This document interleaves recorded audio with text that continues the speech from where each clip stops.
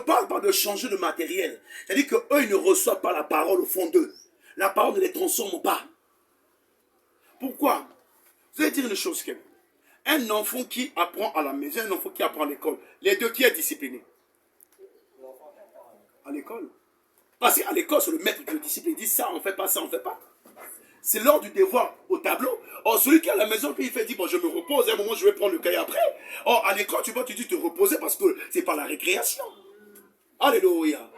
Donc, quand on dit que non, moi je prie à la maison, c'est comme aujourd'hui, David qui a eu peur de voir que l'arche a frappé. Une manière de dire que, on va m'interdire certaines choses. Il y a ceux qui se disent, non? Oh, allez dessous de l'église de Reveil, on t'interdit, il y a beaucoup de lois. Bon, dites-moi, il y a quelle loi ici? Quelle différence entre la loi de l'église de Reveil et la loi de l'église catholique? Il y a quelle différence? C'est pas la même Bible que nous utilisons. C'est pas la même loi. Hein? C'est pas la même loi. En réalité, c'est pas la loi de l'église de Reveil. C'est parce que la grande porte qui laisse toute une facilité de faire ce que vous voulez, il n'y aura rien. C'est là où les gens aiment. Mais là où la porte qui est étroite, là on dit, ne faites pas ainsi. On martèle sur le péché. Là-bas aussi on prêche sur le péché. L'église de Reveil prêche sur le péché, mais il y a une différence. Dans l'église de Reveil, le péché est prêché, ça blesse le cœur. Parce que dans l'église que je ne tiens pas le nom, le péché est prêché. Pendant que le péché est prêché, on doit faire commettre le péché pendant qu'on en prêche le péché. Vous avez remarqué ça? C'est-à-dire qu'on prêche le péché à l'autel, c'est-à-dire que dans la foule, là, les gens tentent de commettre le même péché quand on le prêche là. Laissez l'adultère, laissez le vol. Il entend le vol, le téléphone de maman qui est inconsciente. Là. Laissez ceci, il entend le parler. Laissez ceci là, il entend le convoiter la soeur qui est dans. Ses yeux sont braqués sur la soeur qui est à côté. Comme la soeur aussi est habillée à la manière de la séduction. Les gens peuvent faire là-bas. Alléluia. Voilà pourquoi David, les gens la fuient. Mais si l'arche était la parole de Dieu, comme le symbole de la parole de Dieu, que David a évité parce qu'il a vu, et que Eben a reçu, ça a donné une bénédiction. Mais c'est vrai, dit quand on reçoit une parole de Dieu sincèrement, ça doit produire quelque chose. La parole doit produire, parce que la parole n'est pas le verbe. Comme on le dit, la parole de Dieu c'est une personne. On vous a prêché ça ici. Les gens pensent que la parole de Dieu c'est ce que je parle avec Christ. Au commencement était la parole, non. Quand on dit au commencement était la parole, c'est-à-dire qu'au commencement de toutes choses, la parole était la parole sur une personne. Vous connaissez cette personne, non? Hein? Vous connaissez cette personne, non? Le nom de cette personne, c'est la parole de Dieu. Voilà pourquoi dans Jean, on dit qu'au commencement était la parole. Donc la personne qui s'appelle la parole de Dieu était avec Dieu. Regarde, la parole était avec Dieu et la parole était Dieu. Ça ne veut pas dire était le Père, non, la parole est Dieu. Christ est Dieu, comme son Père est Dieu. Alléluia. Est-ce que l'Église est en train de recevoir son salut? Bien-aimé,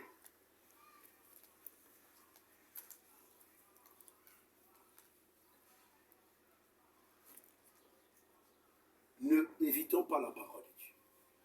Christ réveille. Il dit, je tiens devant la porte. Je reviens toujours à ce verset. Et je frappe. Celui qui entend ma voix, m'ouvre la porte. Je rentre et je subis. Mais la parole, entend ma voix, c'est la parole. Quelqu'un qui entend la voix. Mais quelle porte que Christ a besoin? Quelle est cette porte-là? Est-ce que c'est les 4 planches que nous avons? Est-ce que la porte de notre église? Quelle porte que Christ parle, qu'il entend de toquer? Parce qu'il a besoin que toi tu vives les mêmes choses que Obed-Edom a vécu. Parce que si tu tiens cette parole et que tu n'es pas digne, elle te frappera de mort. Mais la mort que tu auras, ce n'est pas la mort physique. C'est-à-dire que ça ouvrira une porte là où le sorcier pénétrera chez toi, fera ce qu'il voudra. Alléluia. Or, si cette parole est entrée en nous, ça devient un bouclier. Voilà pourquoi quand le diable vient tenter le Seigneur Jésus, il est écrit, Christ lui répond, il est aussi écrit. Parce que Christ est la parole et connaît toutes choses. Donc, devant une situation, Christ il rappelle la parole de Dieu. Mais toi, devant une situation, que tu prononces pas ça en tant que parole, sache qu'au fond de toi, cette parole est vie. Amen. On donne un bon amen. Amen. Que qui t'arrive que tu n'as pas prié, mais ça arrive parce que la parole est au-dedans de toi. C'est-à-dire que ce cordon, je ne sais pas combien de pages là, est au-dedans de toi. Et plus que ça, parce que ce cordon n'est pas en feuille, mais est en personne. Et cette personne a le sang comme toi. Et a l'esprit comme toi. Hein? C'est ça, non? Il a dit, buvez ce sément, mangez ce sément. Il a dit sur la croix, Père, je remets mon esprit en terre.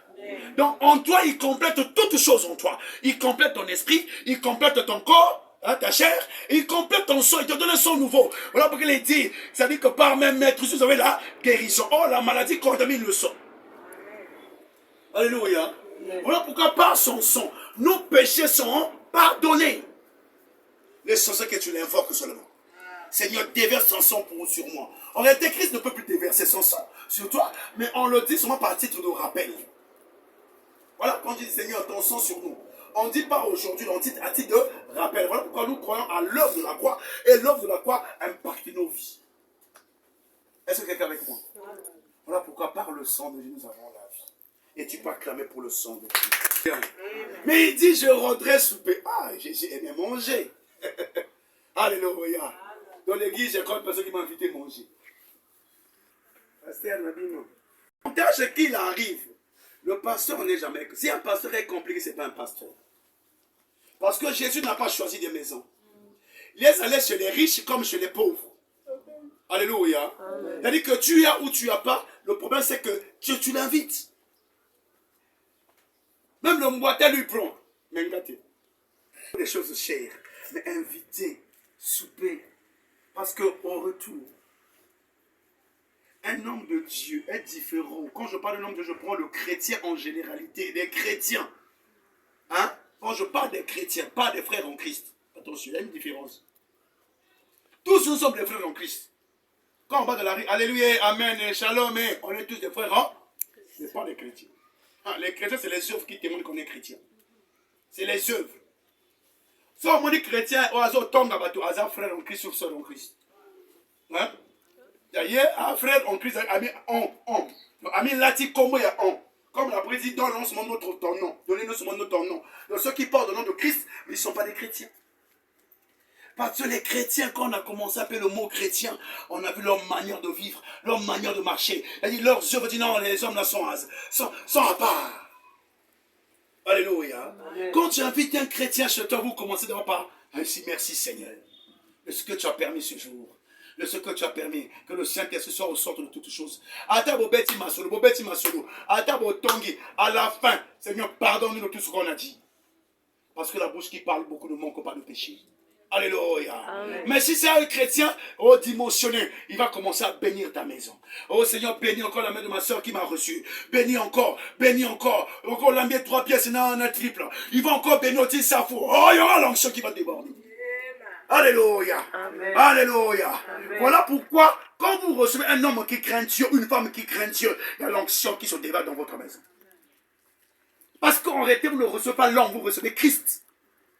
Il a dit, si vous recevez quelqu'un à mon nom, vous m'avez reçu. Alléluia. Amen. Mais si tu reçois, il faut que vous péchez parce que vous allez finir votre journée nakotonga. C'est-à-dire, il y a deux types de nakotonga. Il y en a nakotonga pour parler mal, il y en a nakotonga aux autres, mais ça vient en moto. Mais il évite qu'elle m'habille. Il m'a donc arrivé que vous arrivez, j'arrive. Bon, on va rater. Alléluia.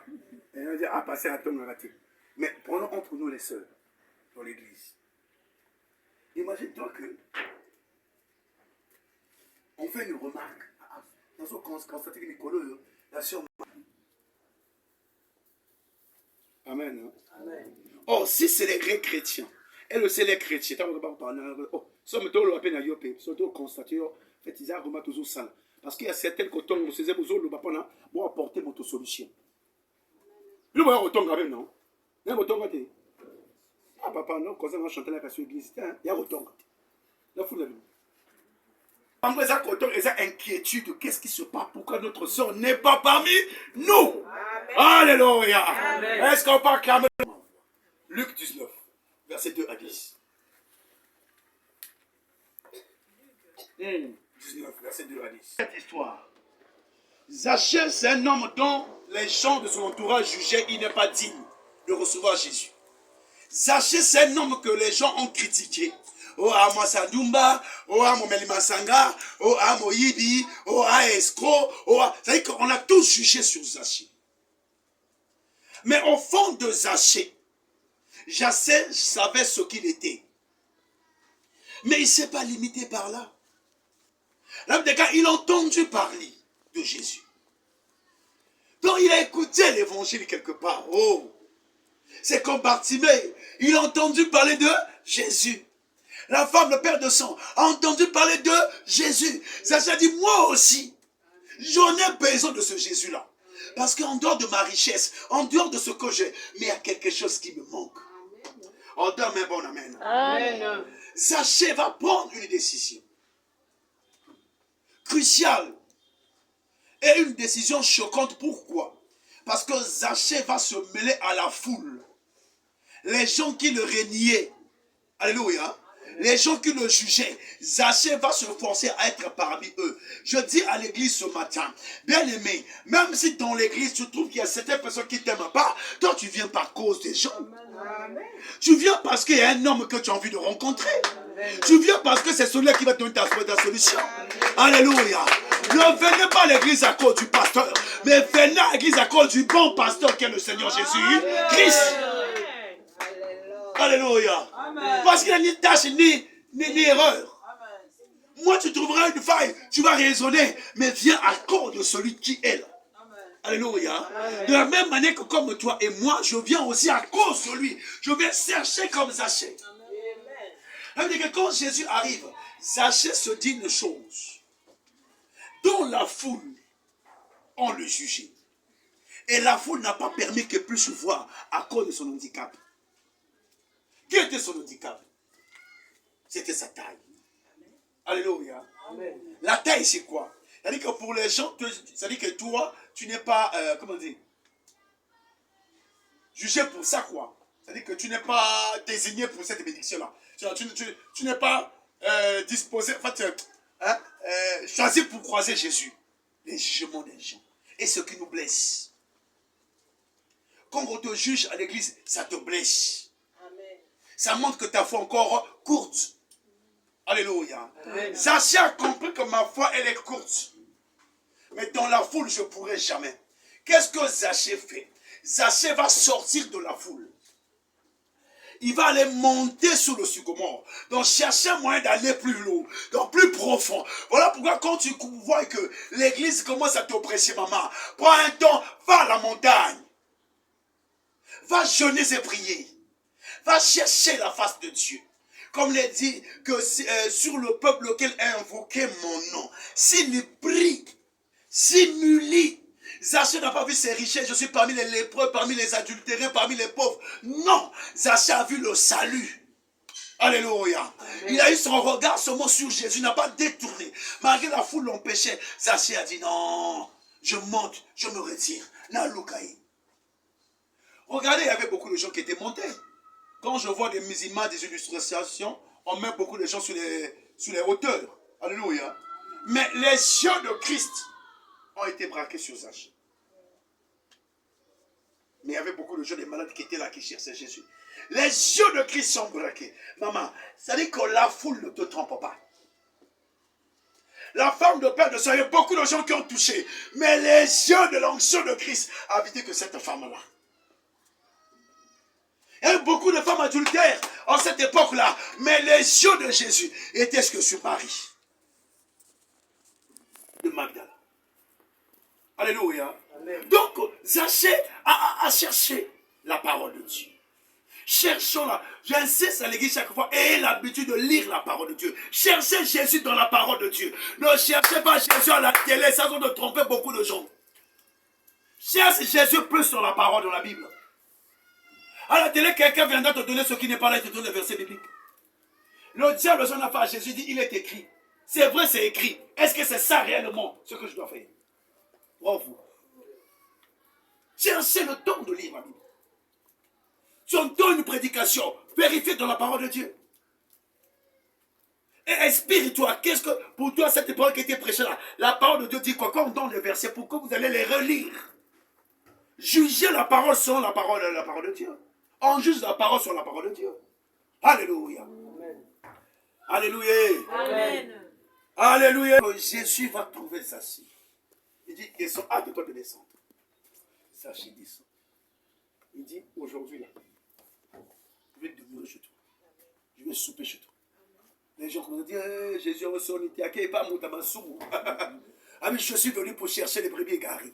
Ceux qui sont perdus. Ceux d'Abraham. Il dit, son fils là, c'est un fils d'Abraham. Tu sais pourquoi je dis c'est un fils d'Abraham? En dehors d'Abraham de sang. Par la foi. Amen. Parce que tous n'avaient pas la foi. Mais ceux qui cherchent, Jésus lisait le cœur. Il dit, c'est elle aussi fille d'Abraham, c'est la foi. Malgré son dos courbé 18 ans, elle était là à l'église. Et c'est qu'un jour Dieu va faire. C'est ça que Dieu veut trouver dans nos cœurs. Est-ce que si Jésus revient, est-ce qu'il y a encore la foi dans vos vies? Parce que 18 ans de dos courbé, elle n'a pas abandonné. À la piscine de Bethsaïda, il y avait beaucoup de malades. Pourquoi seulement l'homme de 38 ans? Jésus voit le cœur. Jésus ne voit pas vos apparences. Jésus ne voit pas vos sourires hypocrites. Jésus voit le cœur. La pureté du cœur. Les efforts du cœur. C'est ça que Jésus aime venir soutenir. C'est-à-dire que tu es faible. C'est-à-dire que voilà mon bateau. Mais dans le cœur, ça te fait mal. Jésus viendra sur toi. Parce que malgré que tu as un jury, mais dans ton cœur, tu vas abandonner. Regardez l'acte de Zachi.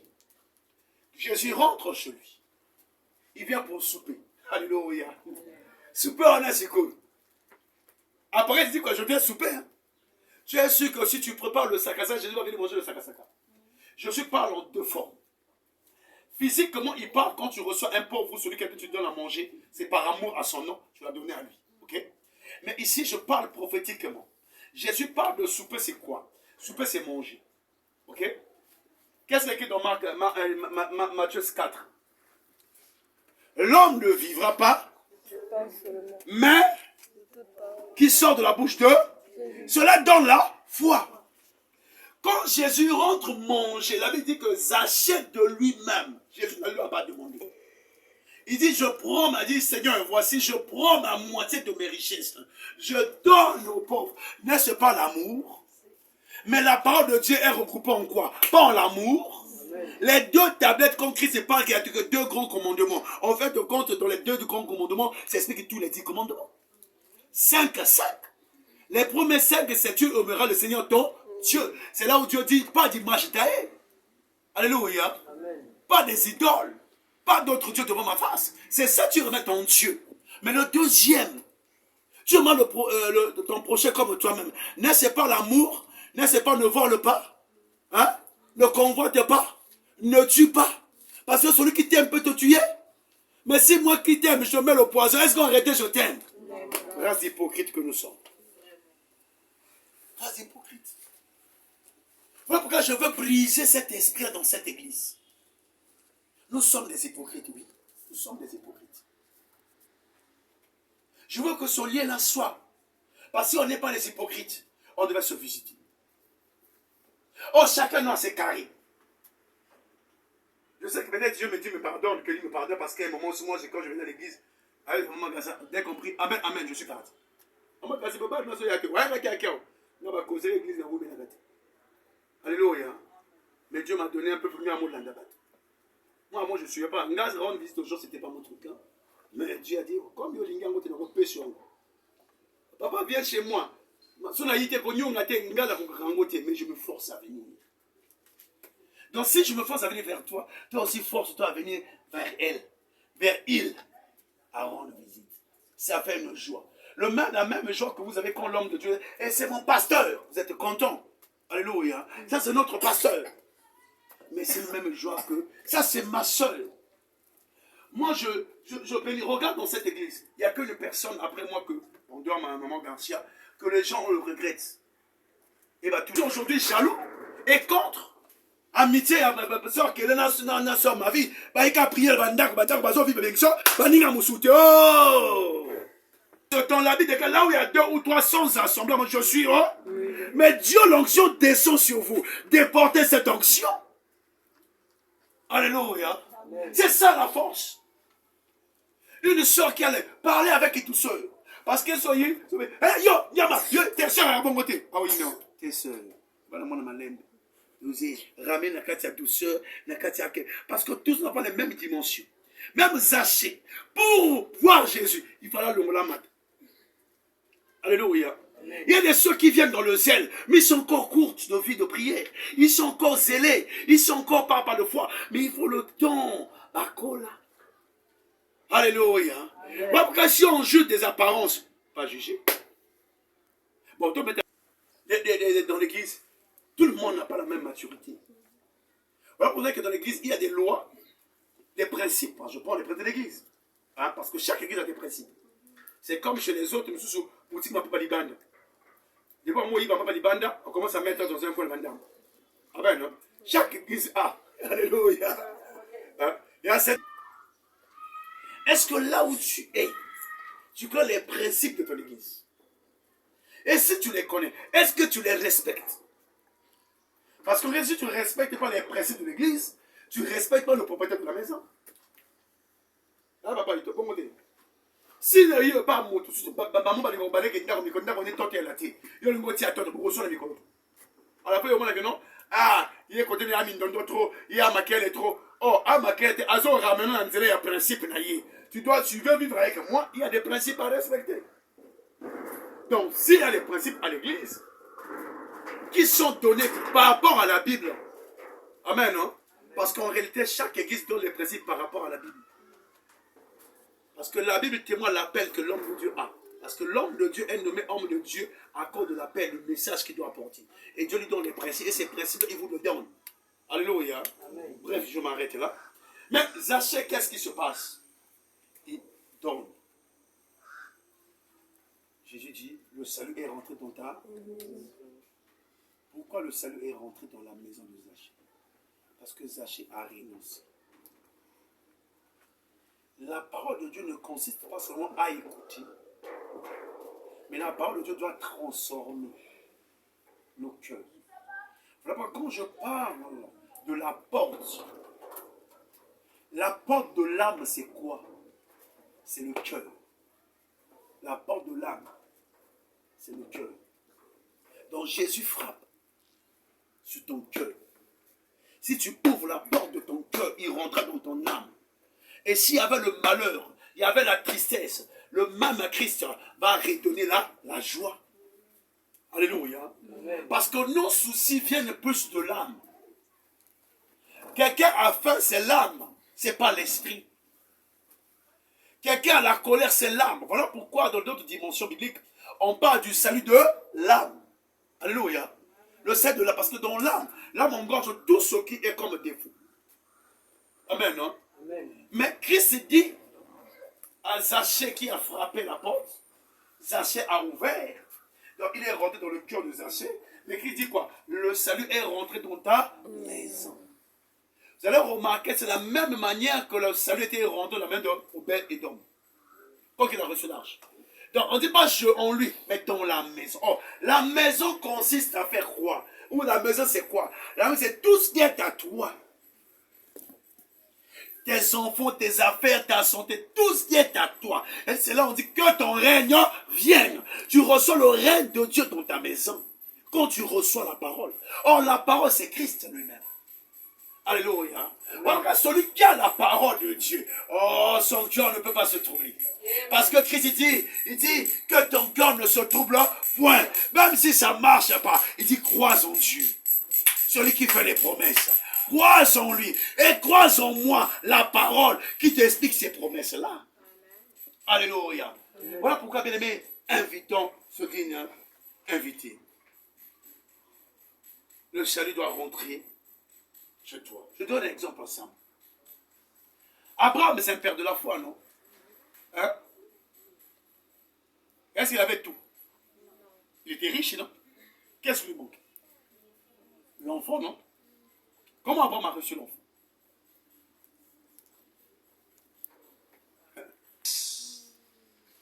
Pour aller à Sodome, il y avait 3 anges. Ça passe. Il est sur l'échelle de Marie. Il voit 3 personnes passer. Abraham, une personne de foi.